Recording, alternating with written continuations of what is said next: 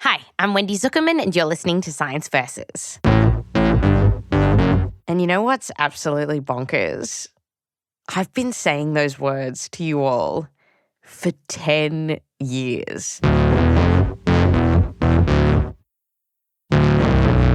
That's right. This show that you are listening to right now, Science Versus, it's celebrating its 10th birthday this year. And so a few months ago, we invited you, our listeners, to send us some voicemails with your thoughts on the show. My name is Oliver. I am from Mexico. This is Molly from Denver, Colorado. My name is Elaine, a Brazilian biologist living in New Zealand. Just wanted to leave a message here to express my appreciation of your show. I see it's your birthday coming pretty soon, and just wanted to wish you a happy birthday, Science Versus. I absolutely love it. I have enjoyed every single puntastic episode. I got instantly hooked. Much like my favorite pint of ice cream, you guys, as soon as I see you, I just have to inhale. It was really amazing hearing about all the things that you'd learned from the show and how, in some cases, the science really shook things up for you. There is an episode of Science Versus that still haunts me to this day, and it's the episode of brushing your teeth. I feel like ever since I heard that episode, I've lost all faith in the institution of toothbrushing. I've always been a little bit blasé about microplastics, but now I have 2 little daughters, and the new evidence linking female hormones to microplastics really scared me a bit. I remember one episode that was something that marked me, and that was one where you talked about a pandemic and the potential implications of a pandemic and then, well, COVID happened. Yeah, and for a while, everyone thought we were witches, which maybe we are. Science witches. Thank you to the teacher who uses our episodes for her classroom. Just wanted to say hello to the family who listened to us while driving in the dark to a volcano in Hawaii. I wish I could have been there for real. To those who are eating more fiber and doing more journaling, thanks to our episodes, I hope it's working for you and that your poos and your mind are feeling better. To the dad who found out his daughter had Alice in Wonderland syndrome with the help of our episode, I'm just really happy we could help. And thank you to this listener who told us about another episode that hit in a very different way. It was our episode on cannabis. So for a long time, I personally decided that it's not really for me. I'm not going to do that. But I always find it really difficult as it's getting more popular and more popular. For context, my mum has like a psychosis sort of that was, I guess, triggered a little bit by marijuana. And listening to this episode made me feel really, really secure in my personal choices to not smoke pot. And so thank you for that. I appreciate it. Thank you to everyone who called in and who's been listening to the show. After the break, we've got some real treats for you. We're going to share some Science Versus moments that were a huge deal for us, plus something a lot of you probably haven't heard before. It's the pilot episode of Science Versus, and it's about the Paleo Diet. Remember this diet? So we're going to find out if we should all be eating like cavemen. It's all coming up.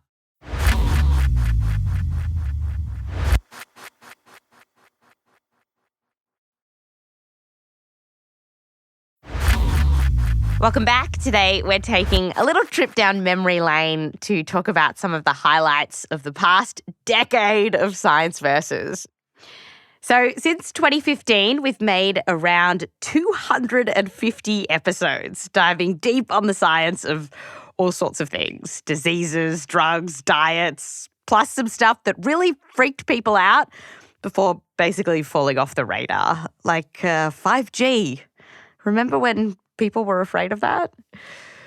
So now we're going to talk about a couple of major moments for us. And first up, the orgasm gap, which is this idea that when cis men and cis women have sex with each other, the men are way more likely to have an orgasm than the women are.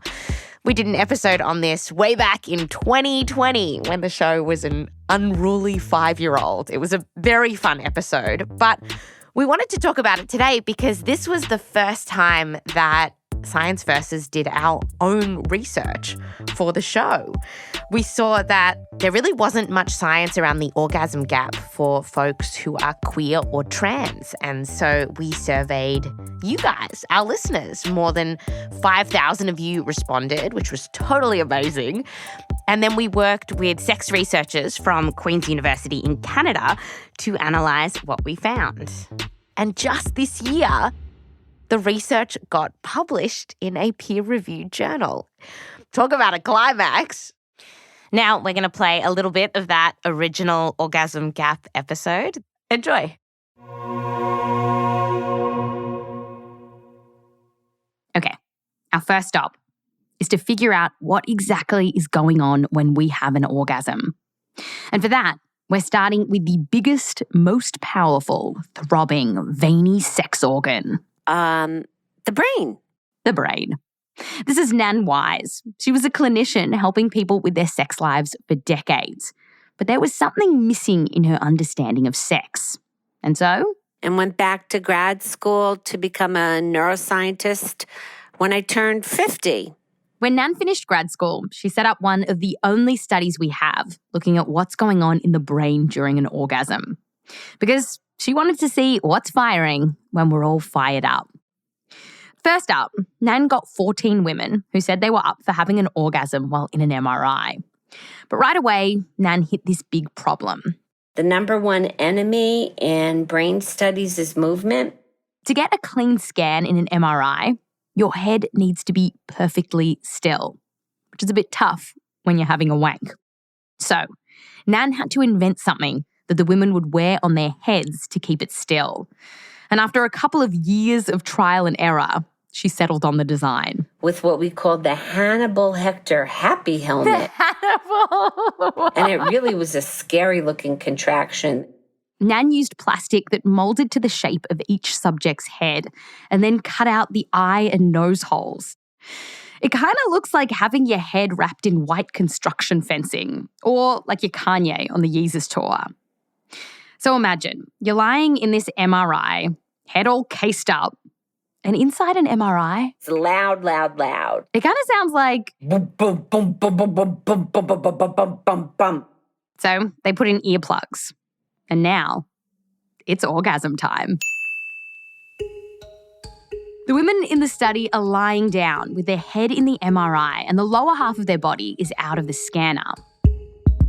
In part of Nan's experiment, she had the women's partners touch their genitals until they came. But there were complications here too. With the women stuck in the MRI with the earplugs in and that loud noise, the couples couldn't talk to each other. So the women in the scanner would have to press a button to say they've started orgasming. And Nan would then relay that to the partners who were wearing headphones. The partner would hear, your partner is having an orgasm. Then the participant would press a button, orgasm was finished. And the partner would hear, stop stimulating, your partner's orgasm is complete. Oh my gosh, so these partners have your voice in their ear while they are trying to give their partners an orgasm. Right. So I sounded a bit like a deranged, stewardess. So tell me, do you think that you could orgasm in that situation? I had to. I was the test pilot for everything. I had more orgasms in that scanner to the point that I should have frequent flyer miles.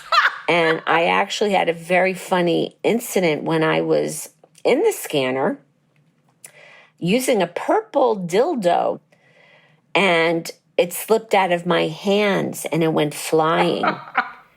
So after the scanner went off, I said, Houston, we have a problem.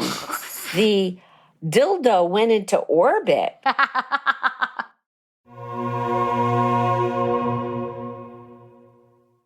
That was from our episode called Orgasms Come for the Science. You should definitely go back and have a listen to the rest if you haven't heard it. It's a banger.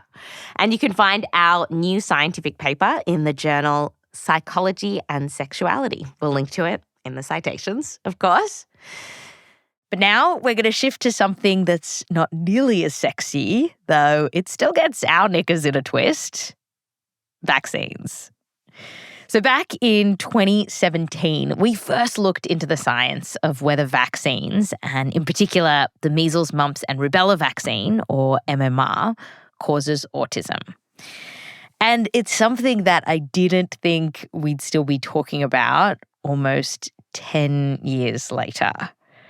But this claim just won't die. In fact, earlier this month, the CDC changed its website to suggest that the evidence on vaccines and autism is still murky, which doesn't track with the science. So we're going to play a bit of our original episode about this. And just to set it up, the idea that vaccines cause autism was first championed by a British doctor called Andrew Wakefield. He's since become a big campaigner against vaccines. But he wasn't like that in the 1990s. Back in the late 1990s, Andrew was quite different. He was a gastroenterologist working at the Royal Free Hospital and School of Medicine in London. And his research, which connected the measles, mumps and rubella vaccine to autism, was being published in a prestigious journal, The Lancet, and it was being taken seriously. So let's take a close look at it. Andrew and his colleagues studied 12 kids, some of whose parents said that they had gotten autism soon after getting the vaccine. Now, specifically, Andrew was looking at the kids' guts, and he found that some of them had a bit of inflammation in there. Now, from that, he thought, that vaccine must have caused the inflammation, which then led to their autism. Now, even though this was a really small study, which, when you think about it, it didn't really prove anything, Andrew drummed up a lot of media attention and started telling parents not to vaccinate their kids with the measles, mumps and rubella vaccine, also called the MMR. He is on ABC News. There is a great deal of evidence stacking up to suggest that the parents, their contention that their child regressed after MMR is indeed correct. Scientists scrambled to figure out if Andrew was right and that the measles, mumps and rubella shot could cause autism. The first studies that put Andrew's theory to the test came out about a year later. And while that's fast in the world of science, it wasn't fast enough. Science takes time. I think that time was not on our side. Daniel Salmon is a professor of public health at Johns Hopkins University, and he says those studies were too late for public opinion. If we would have had good, solid data sooner, I suspect that public concerns wouldn't have grown as quickly as they did, and people might have been reassured by those data. One of the first follow-up studies looked at every kid diagnosed with autism in a part of the UK. This was almost 500 kids. And it found no link between the measles, mumps and rubella vaccine and autism. Soon, more and more studies would come out involving well over 1 million children, all showing no connection between getting the vaccine and kids getting autism. Those studies were done by different investigators, different scientists in different countries using different methods, and they were all negative. Meanwhile, Andrew Wakefield's original paper was retracted. It turned out that he had messed around with facts about the patient's medical histories, and by 2011, an editorial in the British Medical Journal called the paper, quote, fatally flawed both scientifically and ethically, end quote.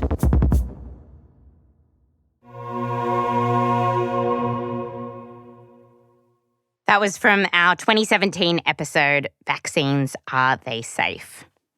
And it's been really interesting for us thinking back over the past 10 years and just really thinking about how the fight against dodgy information online has just gotten so big with the rise of social media and new media like podcasts. It's just brought this onslaught of garbage that in many cases seems to have this glow of science around it. And part of what we're trying to do on the show is to, of course, help you understand what's real and what's not, but also to show you where some of the misinformation that you're seeing is coming from and why it's so easy for even really smart people to get sucked in.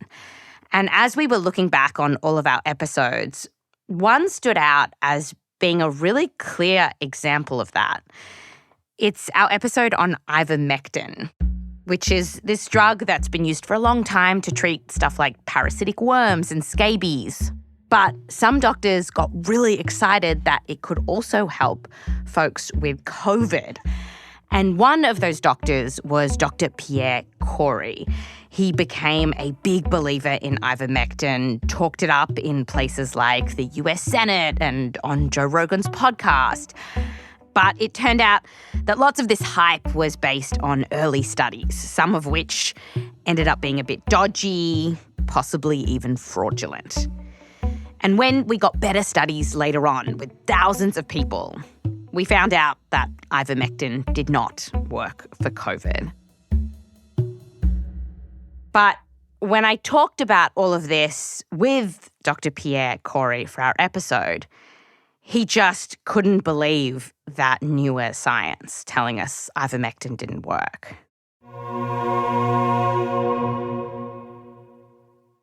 And so what would you need to see to not believe that ivermectin works here? Oh, I love that question. I would have to unsee the hundreds of patients that I saw over the past year. So that would be the short answer to your question. So I'd have to pretend that I didn't treat them. The studies are overwhelming. Right. So nothing. Like, I guess I don't understand. Because there are I don't understand, how you can ask me. So actually, I'll tell you why you're asking that question. Because you are in a world where ivermectin is unproven. So you might get this wrong, Dr. Kory. And so what would it take for you to admit that you're wrong? And I'm sorry, I don't have an answer for that. I don't know about being wrong. I know it's effective. I don't know. I'm done with that question. I think I answered it. To get me to believe that it doesn't work, to get me to believe it doesn't work is just an empty exercise. I can't pretend that you can do that. Right. We spoke for almost 2 hours. Okay, here's the deal. And now I'm just going to speak plainly, and I really don't care what you or your listeners think, okay? You could just write me off as a completely biased clinician who's so committed to ivermectin he can't see anymore. I'm fine with that. And you know what? Conclude that it doesn't work and make sure that no one else uses it.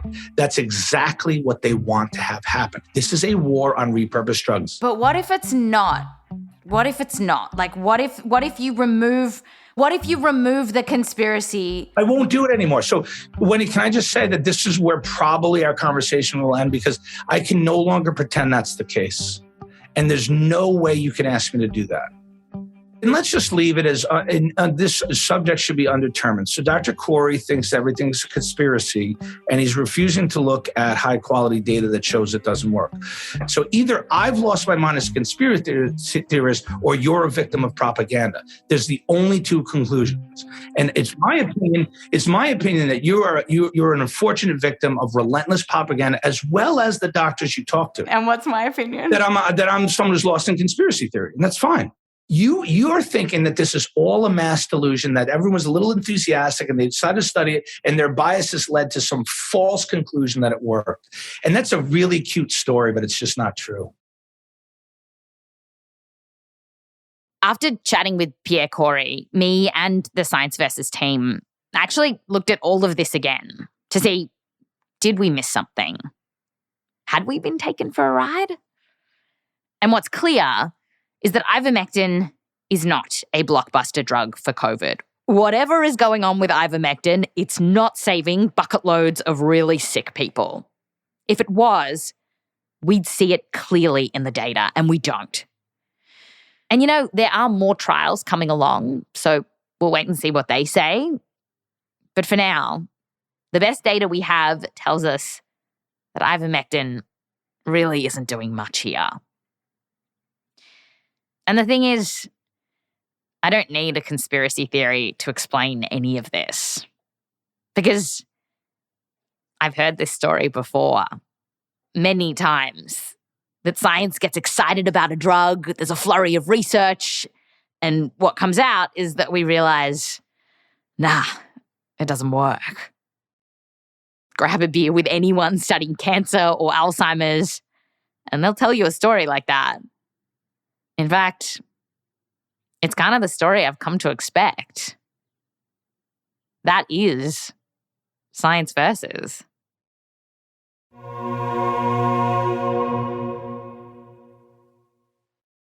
That's from our episode, Ivermectin, the story of a wonder drug. After the break, should you go on the paleo diet? We go way back in the Science Versus time machine to our pilot episode. Plus, stick around for one of our all-time favourite moments from 10 years of Science Versus.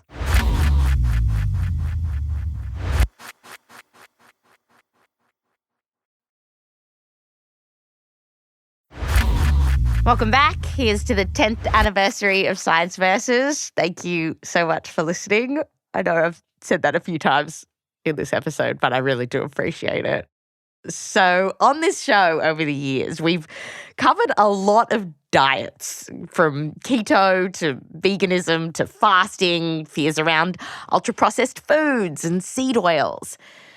And it's interesting because the very first episode of Science Versus was a diet episode. As I mentioned, it was about the paleo diet, which is this idea that we should all be eating like our cave-dwelling ancestors. And so we're going to play it for you now. This episode was published with the Australian Broadcasting Corporation, which is where Science Versus started. And so I just want to thank the ABC so much for letting us publish it today. And thank you for letting me start Science Versus. I wouldn't be on this journey without you, so thanks to the ABC. All right, let's jump in. Here's where it all began.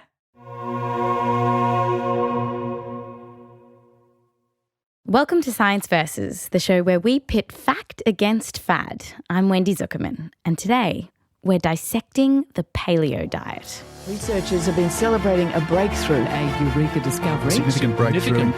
Uncovering the sinister secrets. Scientists across the world first.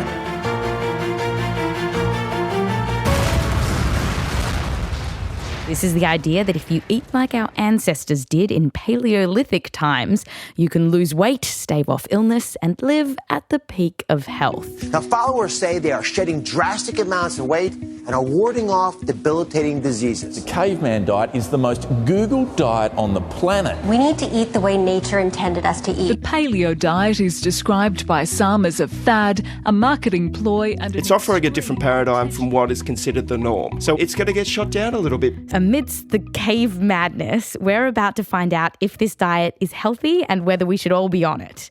But first, what even is the paleo diet? Well, the original prescription by Dr. Lauren Cordain, who wrote the Paleo Diet, said that our diet should consist of lean meats, fish, leafy greens, nuts, berries. That's Daryl Edwards. He's a paleo advocate and author of the book Paleo Fitness. And we should eschew processed foods, unnecessary sugar and sweeteners, and avoid anti-nutrients. Anti-nutrients. We'll get to those a little later. Now, also, paleo fans completely cut out dairy because paleo people didn't have cows. I don't eat any dairy at all. And also no legumes. So this means no cheese, no chickpeas, no palak paneer for you, none of that. And that's all fine. But then there's science. Officially, the Paleolithic period begins around 2.5 million years ago. No, T-Rex was dead long before this. Okay, and it goes until around 10,000 years ago. Really before we figured out agriculture. So what were our early ancestors eating back then?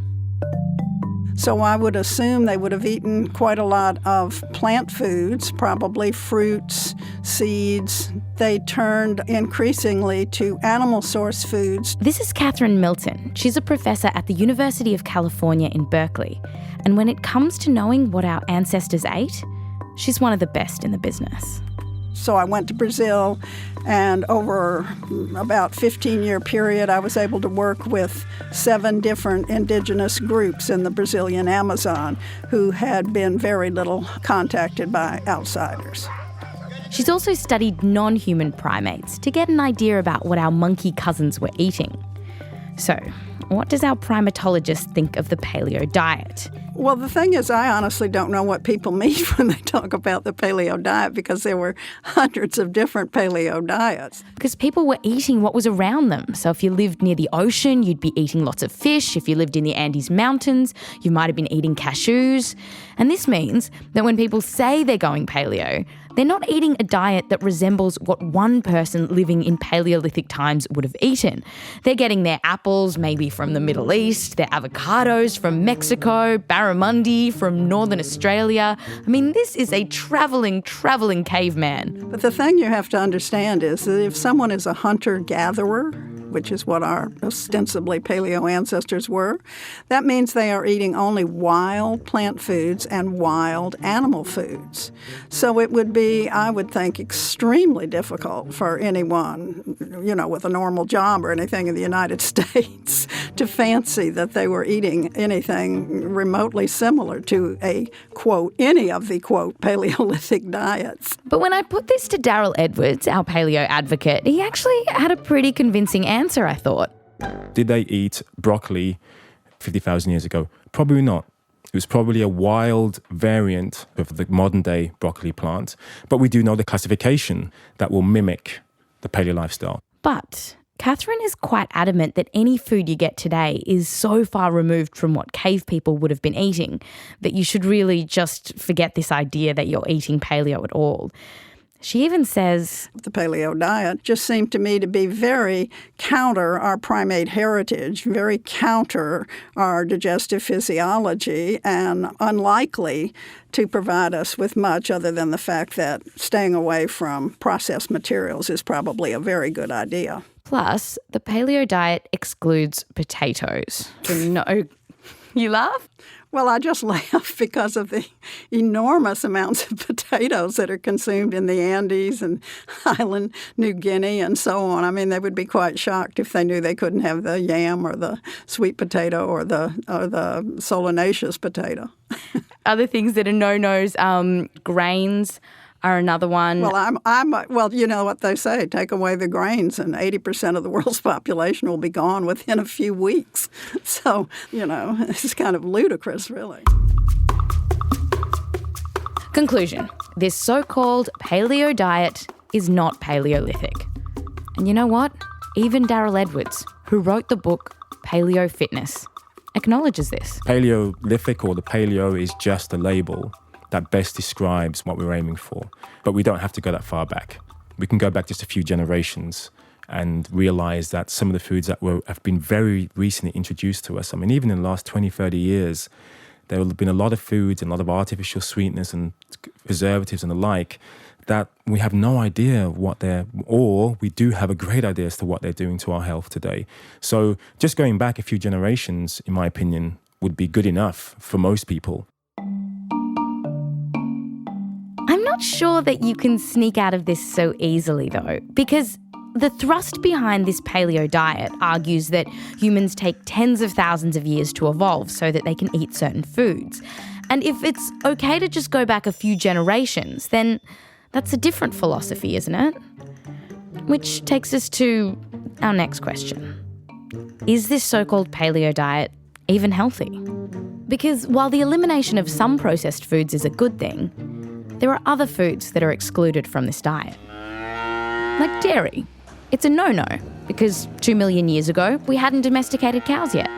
My calcium I get from sardines with the bones, great source of calcium. I also get them from leafy greens. So do you need to eat dairy to get enough calcium for healthy bones? Well, how does a gorilla get dairy? Here's Catherine Milton again. Because many wild plants have very high concentrations of calcium, and they're able to get all of the calcium that they require from their wild plant diets. So you might be able to keep your bones strong on a diet without dairy, if you track what you're eating. Another potential issue with the paleo diet is how much meat you're eating. Here's Daryl Edwards. So I'll definitely always have some animal protein on a daily basis. And in terms of the amount, it might be 100 grams of steak. It's not excessive amounts of meat or fish. It might not be excessive, but according to the most recent guidelines from the National Health and Medical Research Council of Australia, that's still too much meat. These days, they're recommending about 65 grams of red meat per day maximum, or instead, 100 grams of fish. That's about one medium-sized meatball. And what happens if you go overboard? The strongest evidence is a relationship between red meat and increased risk of colorectal cancer. That's Jonathan Hallett from the Collaboration for Evidence Research and Impact in Public Health at Curtin University in Perth. But also links with lung and renal cancer and potentially pancreatic cancers. Jonathan says that the potential overconsumption of meat is particularly troubling, given that the paleo diet says you're not allowed to have processed grains, including whole wheat bread. Whole grains in particular are packaged with bran and fibre, and we know that there's evidence for that around preventing the formation of small blood clots. It helps lower cholesterol, moves waste through the digestive tract. So if you're both consuming large amounts of, say, red meat, which we know has a link to colorectal cancer, and then you're not consuming whole grains, which we know is linked to preventing colorectal cancer, what is that actually going to do?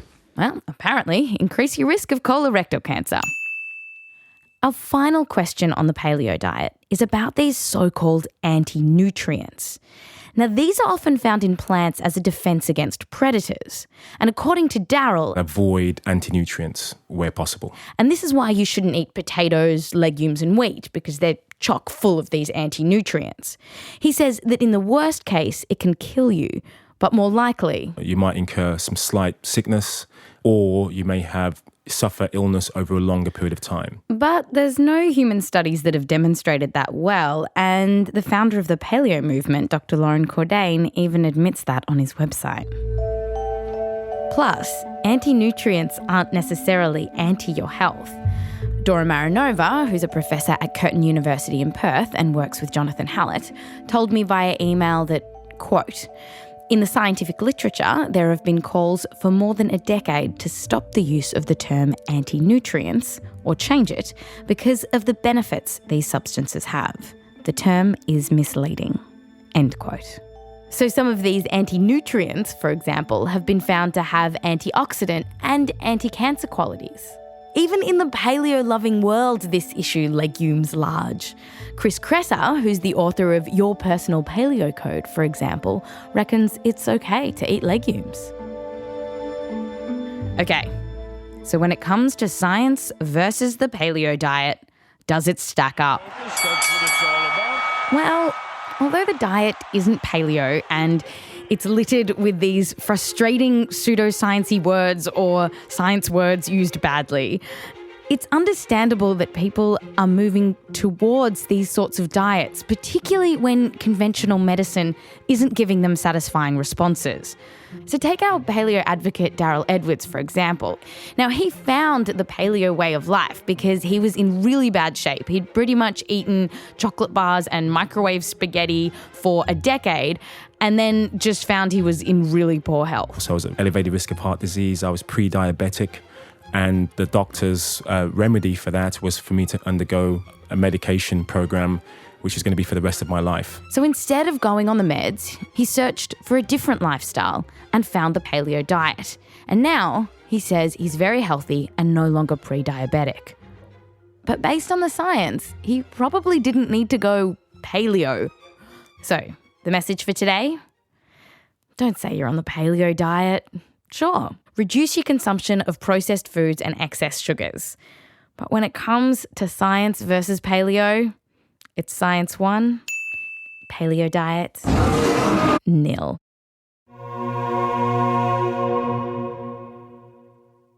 There you go. Season 1, episode 1 of Science Versus. It was published in May 28th, 2015. We hope you had fun on this trip down memory lane. We really did. I'm going to say it one more time. Thank you so much for listening to the show. We would not be here without you. And so finally, we're going to play you out with perhaps one of our greatest podcasting achievements. Is it the awards we've won? No. Is it the scientific papers we've published? No.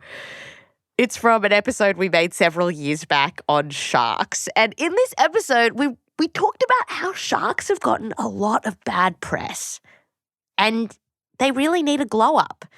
This scientist we talked to, Dr. Chris Pepper-Neff, had just the ticket for how we were going to do this. Sharks have been demonized. And when I do my musical, Flaws the Musical, it's going to be, like Wicked. It's going to be like Wicked. And the shark is going to be the star of the musical. And the shark starts singing, Defying Gravity and whatever it is. Do you have any songs ready to go? Oh, I'm working on them. I've already bought flawsthemusical.com. Rose? Yeah. Should we help him out a little? I think so.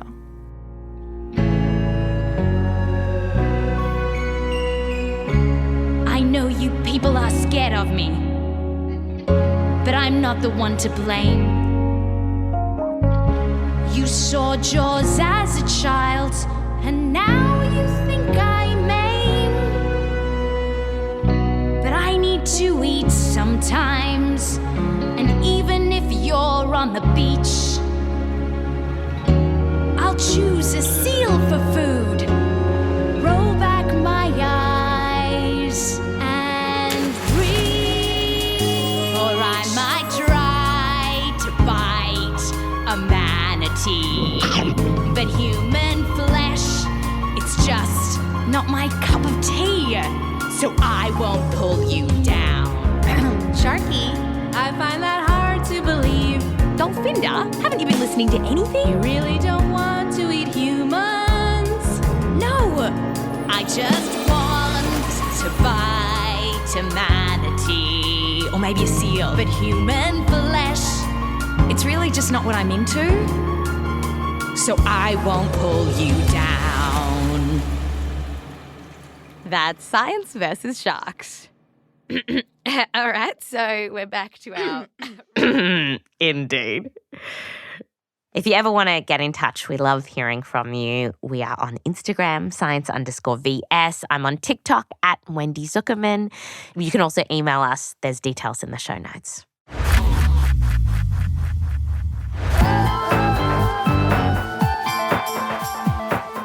This episode was produced by Blythe Terrell with help from me, Wendy Zukerman, Meryl Horn, Michelle Dang, Rose Rimler, and Ekedi Fausther-Keeys. Hannah Harris-Green helped produce our Orgasm Gap episode. Heather Rogers was the lead producer on the vaccines episode.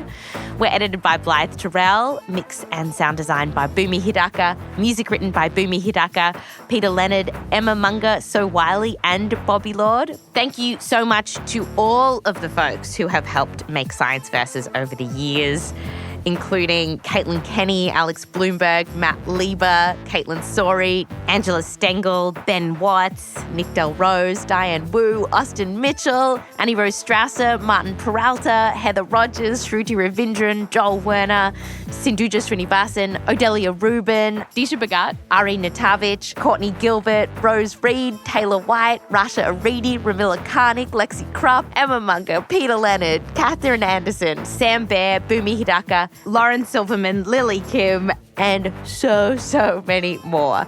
Thank you. And thank you for listening. Wendy, you and the team have been so joyous in your creation and explanation of science. And I can't wait for the next 10 years. Thanks for giving me a toothbrushing existential crisis every morning. And happy 10 years. Thanks for making this place we call world a little bit more informed and thus a better place. Thank you. Goodbye. Adios. I'm Wendy Zukerman. Back to you next time.